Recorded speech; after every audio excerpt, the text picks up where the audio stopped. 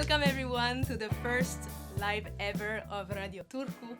This is a great experience for us, and so be ready for a crazy program, but also for a lot of mistakes.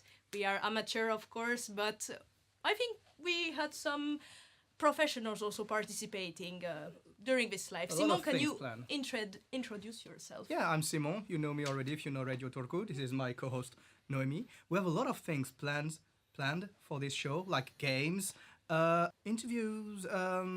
But also I feel like there's someone behind me. Yeah, we have also some comical parts, Yeah. and also a doctor love if you have love issues. But I feel really uncomfortable yeah, right now. There's me someone.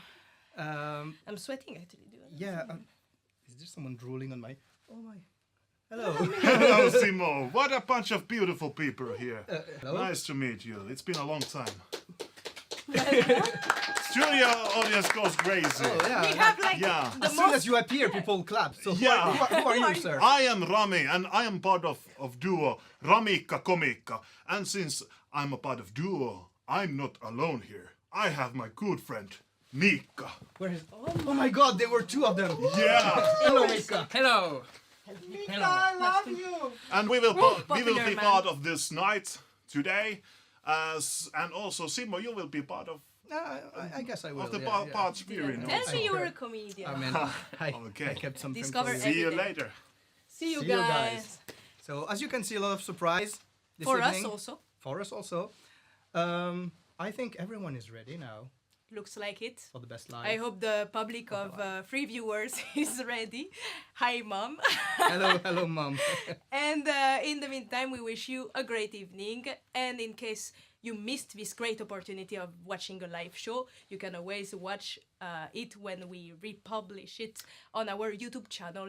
Yeah, it's called a replay. A replay. Thank you, Simon, for teaching me English. No problem. I know you only speak Finnish and French. I Then hope you will enjoy. let's switch. And we are starting our program with a debate about the military circonscription in Finland. So we have two guests.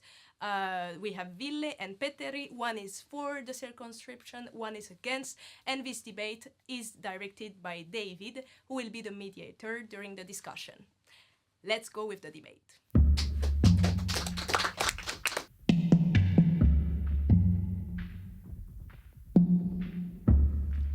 Welcome and thanks for joining us. My name's David and I'm a software developer originally from Zimbabwe. And today I had the question of, hey, I really don't know too much about the military Finnish Defense Forces. So we've organized a little debate over here with Petteri and Ville, who will be debating against whether there should be conscription or non-conscription in the Finnish Defense Forces. Both of these guys served 9 months in the military forces and both studied peace, mediation, and conflict research at the master's level. So I guess we'll just get right into it. So we'll start off first with their personal experience and they can elaborate a lot more from then onwards. So, Ville, how was your experience in the military Finnish Defense Forces? It was good. All right, and Petteri, how was your experience in the military Defense Forces? Good. Good. All right. All right. Well, that's good. Ville is against conscription and Petteri is for conscription. Yes. So, should Finland actually have conscription or not? Ville? No. Yes. No. Yes. No. Yes. No. Yes. Great answers, guys. So, should women be included in conscription? Yes. Yes. No. Yes. Seems like you guys can't agree on anything today, but that's perfect because we are supposed to have opposing sides. Okay, we can do this for real.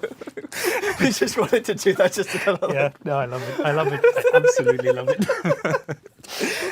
the edge off. Yeah, take it. See, that's the worst that could happen. We already did it.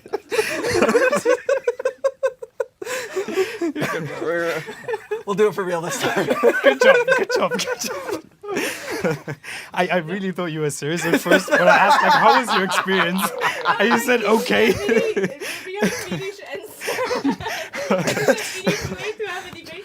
Yes. End No. of the debate. I was just going to read out all the questions and be like, well, Yeah, we all thank know. you, gentlemen. Great answer. Yeah. I feel very enlightened now. Okay. Yes. Yeah, we could. Yeah. That was a great start. Yeah. All right, we'll do it for real this time. Okay.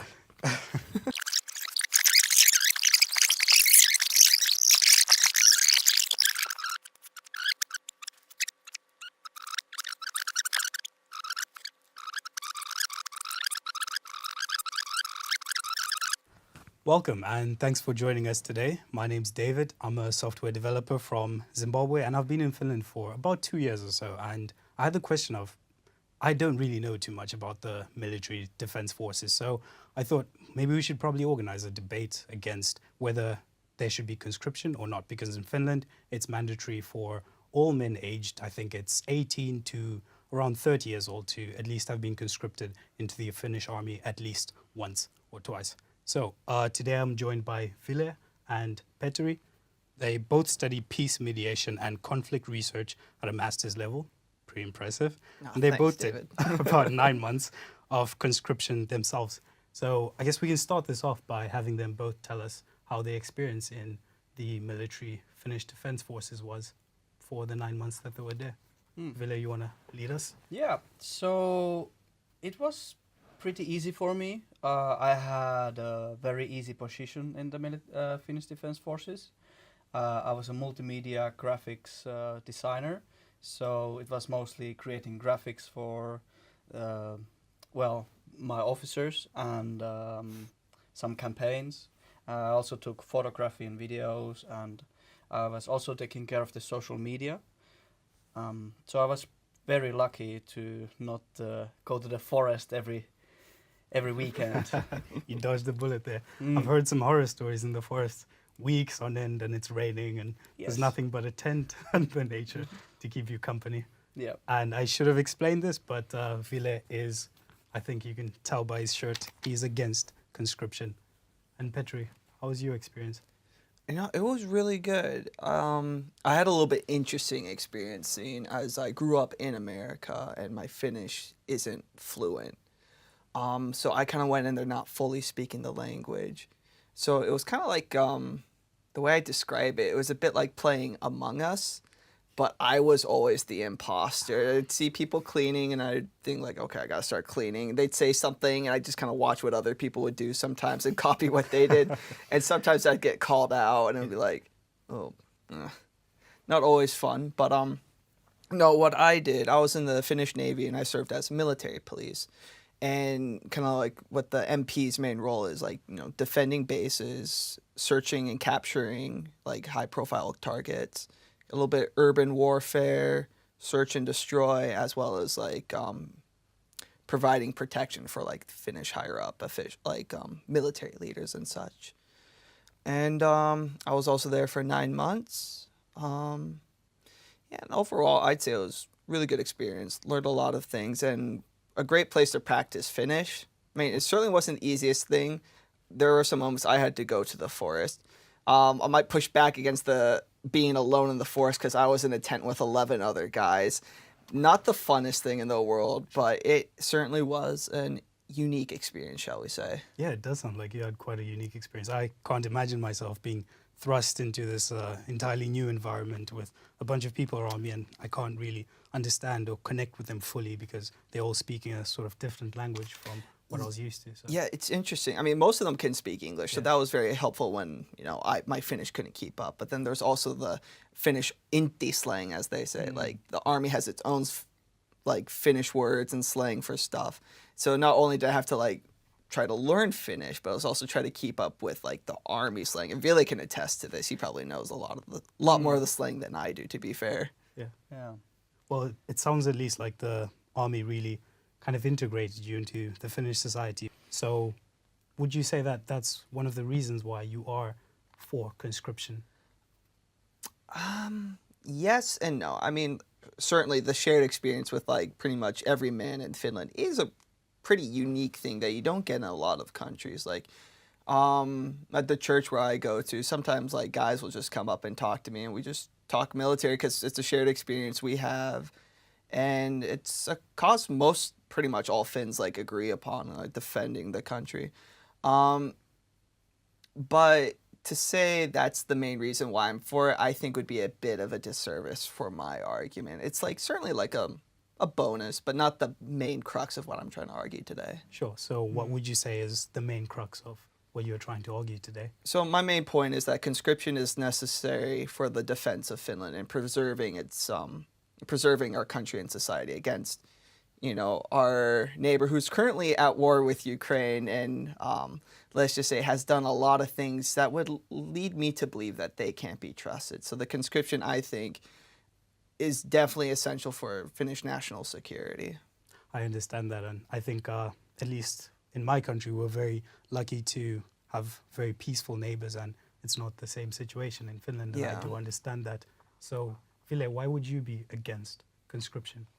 So there's many points, but I think there are alternatives.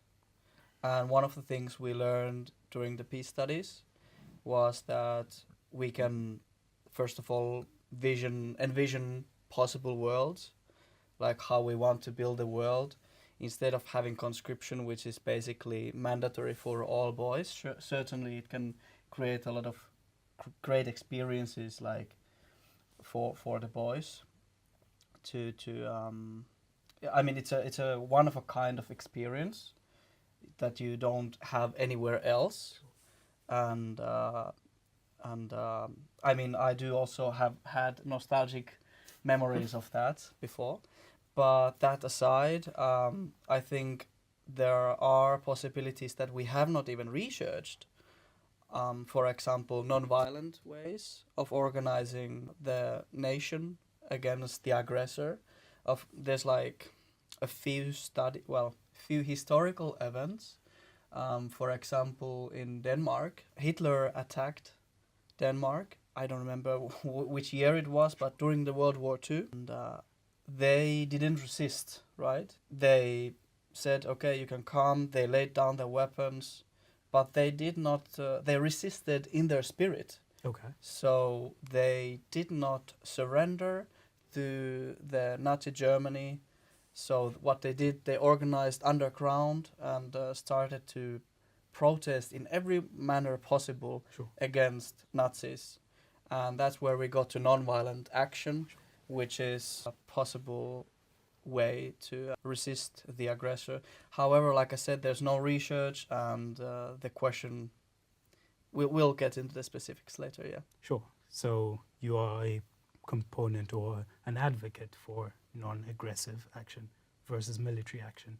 Yes, so non-violent action, yeah. All right. And Petteri, would you say that having a military is an effective deterrent against aggressors?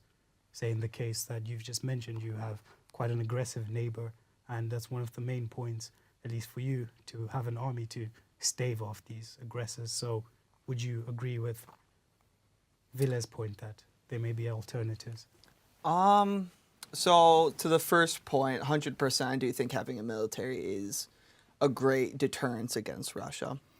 Regarding Ville's points, I do have some pushback on some things, but like, we'll focus on like the first bit.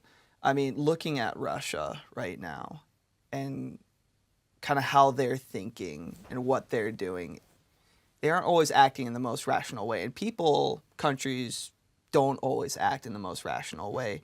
War, if we think about it, of course it's a dumb thing. It's stupid.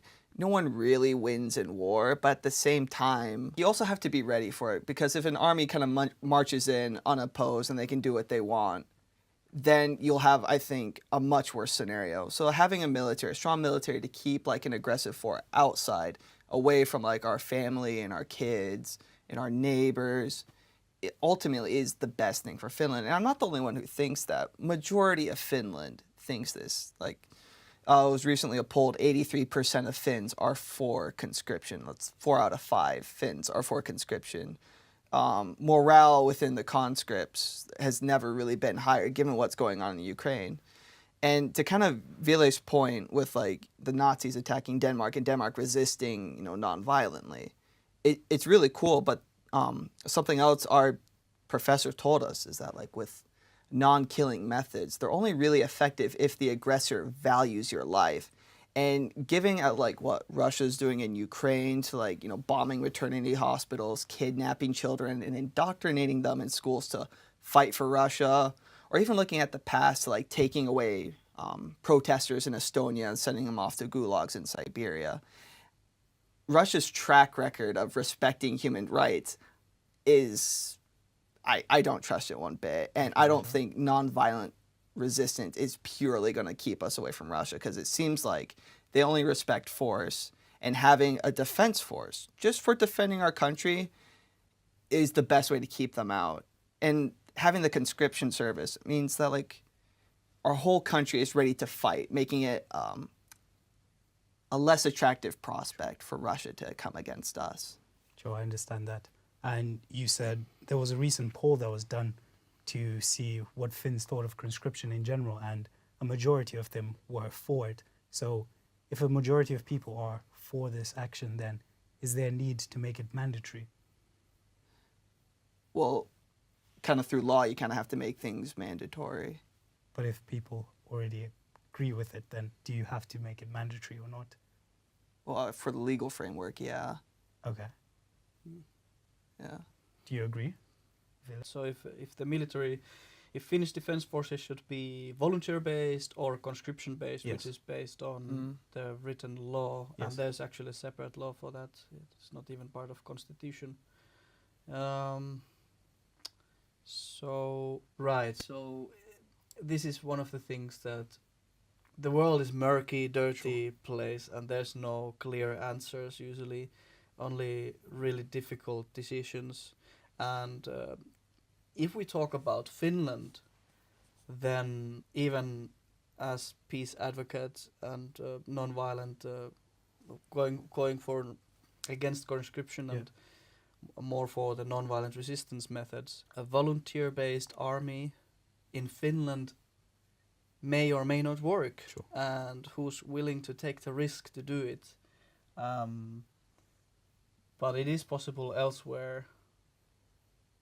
And in theory it could be, but who would be willing to take the risk? Sure. So in conscription it's easier and it's quite straightforward as well.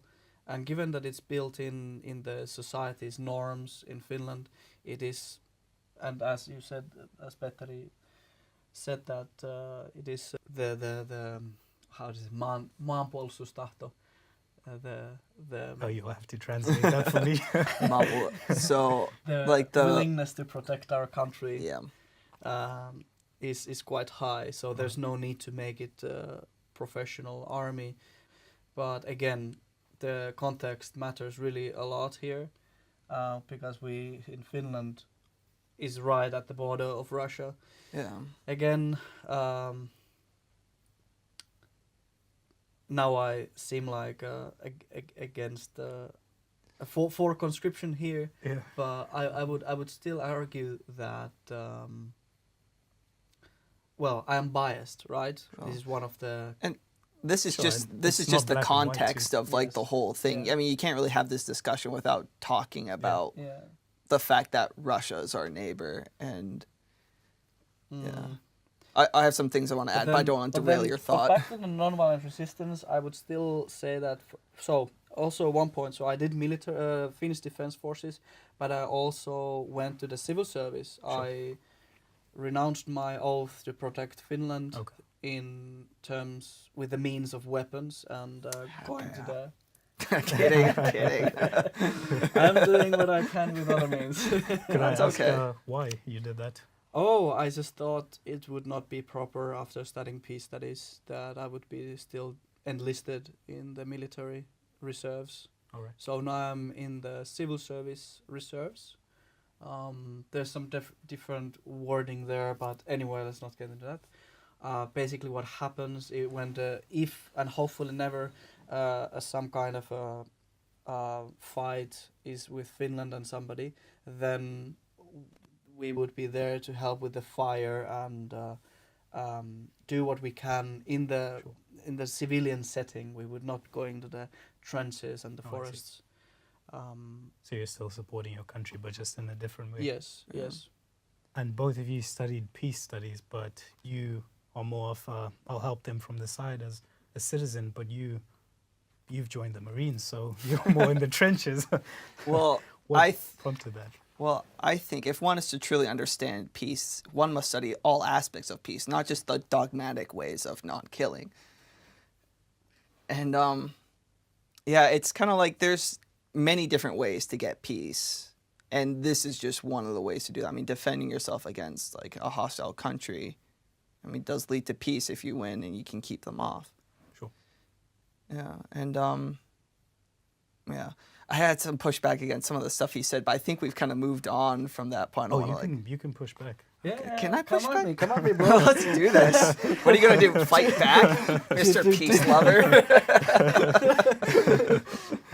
No, it's but kind of like the idea of like an all volunteer force. It's an interesting idea. Obviously, if we had the luxury, I think that would be the best way to do it. But you have to bear in mind we only have like 5.5 million people within Finland, and in 2017, like Finland. But we joined NATO, so now we don't even Well, need to take care of that.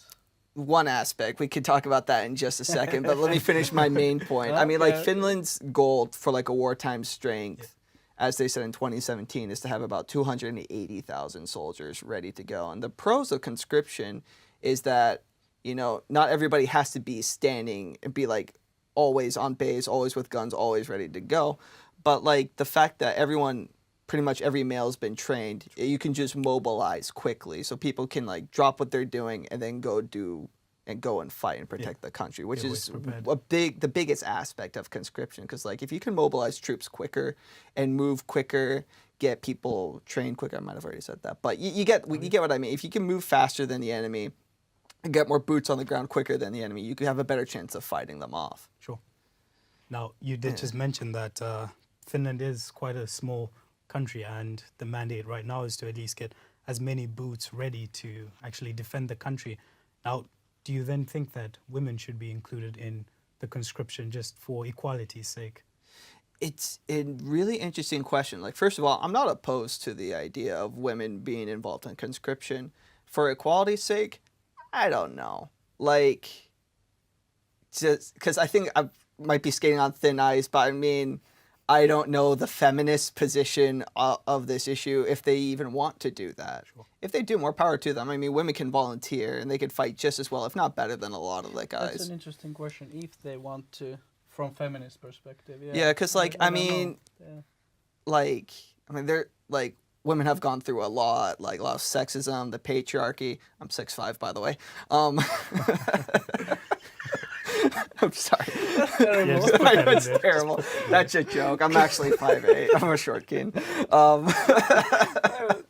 No, but it's for like I can't speak to their side of that issue. The one benefit I could see to having women being involved in conscription is that having less people who have physical or mental issues who might have to fight to kind of like fill the quota of people who need to fight. Because I think right now we have around 800 to 900,000 people who can be mobilized to a fight, which is quite a lot. It's not nothing, and it has served as a really good deterrence against Russia. And then given like Finland's history, like in the Winter War, like when Russia attacked us, nobody was really there to help us. I mean, sure, Sweden, Estonia sent some volunteers, but there was no official backing until like we actually went against them in the continuation war. Then Nazi Germany was like all for it. But And I'm guessing you want to say how it relates to, I guess, the gender issue, where women also helped. exactly. A lot. It was the Lottasvärd. Yeah, exactly. Yeah, And I guess there's more than one way to actually assist. And Yeah, all. Exactly, yeah. Yeah, and with Finland actually joining NATO, does that affect your view in any way on whether conscription should be mandatory or not, considering that NATO does have numbers, and if Finland's ever attacked, then NATO will mobilize its forces? Well, I think it doesn't really change my view, but it does raise a really valid question. Maybe this changes views over time, but I don't think in the next decade it's going to change, given with what Russia is doing at the moment. But I think the conscription has really not only been as like a deterrence for Russia, but like as like a really good good thing for Finland, as making us as an attractive ally. Like the whole country is ready to defend themselves, because no one wants to defend an ally who isn't going to defend themselves. Like, and Finland's ready to do that. And then also, to just dip my toes briefly into American politics, if Trump were to become president, I think NATO might be a weaker organization because of it. So I think it's always good to kind of be able to rely on yourself first, and any help from everybody else is like an extremely good bonus. And I'm totally all for NATO, and even Finland, like going out and defending our allies should like Estonia or Poland or Turkey be attacked. Sure. Can I get back to the gender equality question? Yeah. Go ahead. So, as Petteri mentioned, there's about 300,000 people ready to get their boots on and go to the war. But then there's 900,000? 800, 900,000 around about there. They're ready to. And then it's like all the conscripts. But all the conscripts, right? So all the possible force, the number of people who can enter the force, right? Sure. So that given, it's unlikely that there's need for more people, as like for more women. Okay. So that would make it question like, okay, would it be then sense to, if the maximum number is about that, right? Then you would need to ask, okay, how do we make it even and fair for men and women? So then there would be less men actually joining the forces, and then women would be entering. Then that would be having to do with some kind of lottery mechanism or something. Perhaps that's fair. Sure. But then, even then, you get to the question of, okay, so when women enter military, it's a patriarchal organization and construct, so there's a lot of hierarchy, and so what that means is hierarchy and lots of men with power. Sure. So women are going to face a lot of difficulty there, and I've heard a lot of stories from my friends where there can be like sexism and whatnot, right? So it is difficult for women to be there. Surely there's some good experiences as well, so these are mostly anecdotal. Well, I mean, if we're gonna like cancel conscription because of the patriarchy, we're gonna have to cancel a lot of other things as well. I like it sucks, but it's in a lot more places than just the army. And if you want more anecdotal and evidence or like more experiences, Finland does have a show called Naisten sotilas, and you can watch like women's experience within the Finnish Defense Force. Okay. All right. And Interesting. Yeah. what do most of the women say in there? If you can give us just a brief overview. I don't know. Like, I mean, in the show, you just follow their experiences, and like, I mean. But anyway, this is a question like really hard for. You would need women to answer this question. Yeah, mostly we're as, just guys. No. We're not experts on this subject, like at It's all. very understandable. yeah. And I mean, you did at some point mention some sort of at least equalizing everything to balance out the number of men and women in the army. Now, what cost do you think that men play by being forced to conscript for 9 months? Oh yes, actually I remember a study I read about this, and there are some bad effects on this. Well, first of all, for the society. Give an example, I have a friend who went for the military after, and then had to do alikersanttikoulutus. What's that in English? Like the reserve officer training course. Reserve officer training course, right? So that's about 1 year, Okay. and he dropped out after 6 months and realized, okay, he's not going to do this. And then he went to work, and now he's like paying taxes and a lot of taxes here, and he's contributing to society in a very meaningful way. And now he's expected to go to the military, no, so or to back to the civil service, and what, to clean the floors? Well, like I said, it takes away the people possible increase for the societal economics and economical growth. So there are also people who are living, like many Finns, they live their they want to live by themselves, and then they have an apartment, and they have lots of other needs after that. So that's when Kela starts to pay. So the welfare institute in Finland, they start to pay for all of this.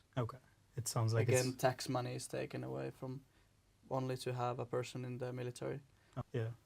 And do you think that this is an economic wound that's worth paying for Finland in general? Oh, yeah, definitely. I mean, sure, like, it's, I mean, sure, there's a price to be paid, but I don't think there's anyone in Finland who's, like, super, like, against it all. I mean, I don't know how against it you are, Ville. But, I mean, again, majority of the Finns are for it, and even, like, right now, are even for, like, increasing the budget for, like, the military, and, like, supporting, like... Isn't this just an arms race, though? We're just, like, all collecting more money for the military-industrial complex. I mean, to defend ourselves against a hostile neighbor. Yeah, but it's I see the zoom. I saw the zoom. No. Paint on his face. Don't let him escape this.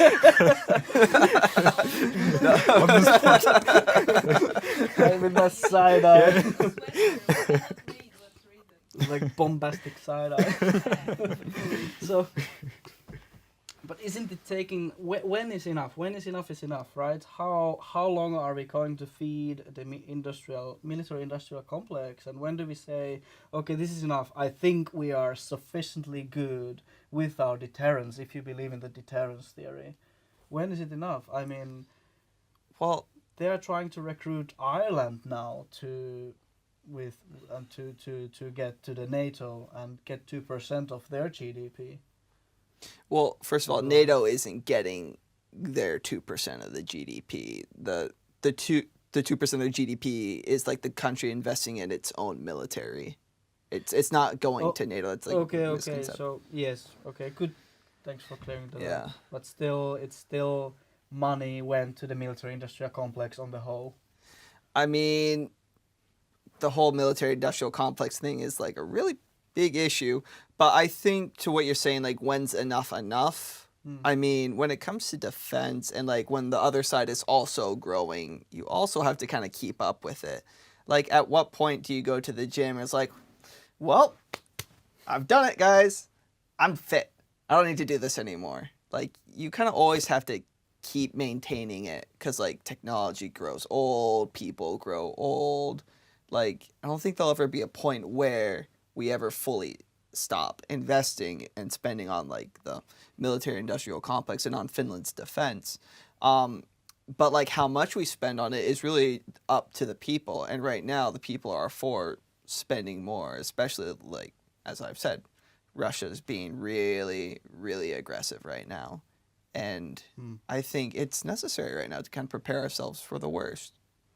So we speak of spending more on the military-industrial complex, and that involves technology, perhaps recruiting more people, and in general making the deterrence a lot stronger. But in the case of, say, Russia has nukes. So would Finland's next step be just continuously upgrading their defense forces until Finland has nukes too, and then now you have multiple state nations with nuclear weapons? Well, Finland isn't going to get nuclear weapons. And, like, being a part of NATO, we've already got Great Britain and France who have nukes, and as well as the U.S., of course.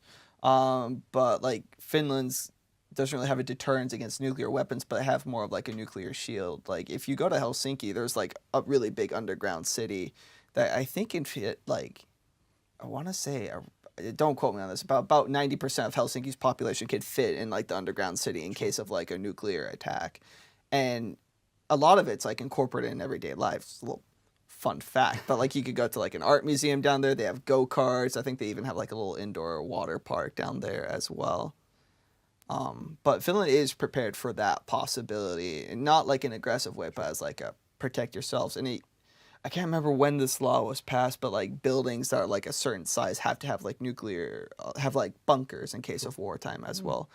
I mean, even Åbo, they have them here as well. So both of you served in the military for 9 months. Do you actually feel like that 9 months was adequate enough to train you and prepare you for an actual war? Do you feel like you'd almost just be getting sent to the front lines as cannon fodder? Actually, can I take here first? So, as I said, I was the multimedia graphics designer, social media agent at the Finnish Defense Forces. And funnily enough, when I later went to ask what was my wartime position, they say that I'm viestimies, which means like Communications. communications. I started off as VSD. Right. So communications soldier. Okay. I have no idea what it does. I know you have that goes electric wire Okay. that goes behind you, and then you run through the forest or something. I have no idea. Yeah. So I that's could tell you what they do. So that was your designation for how Yes. many months, and you still don't to this day know exactly what it yes. is? So they promised me that I would be, because I went to the first ever photography course in the Finnish Defense Forces. They say that would be my wartime position as well. That I would be taking photography of whatever happens during then. But then that wasn't the case in the end, and so I was like very disappointed with that. Okay. So there had to be some kind of a communications error somewhere there, and that was not me. Yeah. So if I'm getting this right, if war actually did break out today, then you'd be called for a position that you don't really know I how have to no serve. idea what to do. Yeah. Is this a common occurrence? At least was it the same with you in the Navy? Or perhaps So was it more structured? to kind of like, if we're ready for wartime, I think we're most of the way there. Like the training's supposed to give people like most of the training they need, and then when it comes, there'll be like a quick refresher course teaching you what you'd actually be doing before they actually send you out. And how long would that quick refresher course be? I don't know, but like what we also do is that throughout pretty much your whole life, you'll get called up occasionally to go do some training. The military also holds training pretty regularly where you could go and like, if you want to go shoot guns with them, you could go and you can shoot, like practice shooting. You could go on marches as well. So like when I was doing that, there would also be a lot of people also in the reserves, like kind of these older guys in their like 40s marching along like with us. So there are ways you can like stay prepared if you want to, but like they aren't going to send you out to war with just like no idea with what you're doing. I think normally what I've heard some people say you need about a year's worth of training, and this like the 9 months is like enough to get you like most of the basics down, and then you'll get the rest of your training before they send you off. So you're not going straight to the front lines. So when did you guys end your military service? Which year? And I'm asking this because specifically you mentioned that there's these refresher courses that you get called for. Have you ever been called for one to perhaps elaborate more on your role? No, I believe, if I'm not mistaken, that these are mostly for people who are deemed more important for the FDF. Okay. Whereas if you're, I have no idea what their mechanism is. Could be also very lottery-like. Sure. And there's still chance for that to, because imagine you are conscripted at an 18-year-old and then you still live up to be like 60-year-old. I think it's until then that you still must go there to do it. I don't know the actual age, maybe 55, 60. Yeah. Anyway, lots of years until it can happen that you go there. Do you guys agree with the cutoff date, at least for when someone should serve in the military? For 30? So that is 29 years old. 29, 30, about there. Okay. Yeah, that's fine. And in terms of immigrants, so if an immigrant, say, he's about 29 years old, comes into Finland and he's trying to just start off his life, he's found himself a job, which is quite difficult already for most immigrants. And then he gets a letter in the mail and gets told that he should go to the military to actually serve. Do you guys think that that's actually positive or not? So, a couple things there. I don't know if the cutoff is 29 or 30, but around there. I can give you my personal experience because they aren't going to call immigrants who aren't Finnish citizens. You have to have Finnish citizenship to serve in the Finnish army. So, for my case, I was born and raised in the United States. My dad was Finnish, my mom's American, so I got my passport through my dad. I was about 12 years old when I got a letter from the Finnish Defense Force kind of saying, hey, we see that, you're half American, half Finn, living in America. That's cool. That's great. I just want to let you know you don't have to serve in the military. We're not going to make you come over here and do that. But if you do decide to live in Finland, then we will call you up. Okay. So when I decided to do my master's degree over here, I knew because I'd be living in Finland and before I reached the cutoff date, I knew I'd have to serve. And that wasn't really a problem for me. I was really interested in doing it because at the time I was like, it's just the Defense Force. It's not like we're going to be fighting anybody. I don't think we'll be having any problems with Russia anytime soon. Famous last words. Yeah, I'm still confident about that. I don't think Russia is going to mess with Finland. So I still think I made a good choice doing it. I was considering even doing military in America for a much longer period of time. So I was like 6, 9, or 11 months of service. It's just defending Finland. I could get behind that. So. All right. And do you guys have any concluding remarks to say further strengthen your positions or perhaps give props to your opposition? Whatever this guy has said today is cap. So I'll just I kid. I don't speak Gen Z. No, I'm sorry. I would be saying that knowledge and awareness of alternatives while still aligning with the reality is quite needed. This is my personal position. So whereas I think there are alternatives for conscription, there are alternatives for armies, and there are possibilities to build different kind of worlds and still acknowledge, the pros and cons of conscription and military when it comes to this kind of realism, right, and idealism, the debate there. Sure. But so it is what it is, basically. It is what it is. I like that. Yeah, I do like that as well. Yeah, kind of my point of view, to kind of boost up what Ville said, because I'm not opposed looking into other methods. I think we'd be doing everyone a disservice if we aren't researching other ways to handle conflicts. But I don't think it's enough to say there's a better way and then just do away with conscription. I think that would be extremely reckless.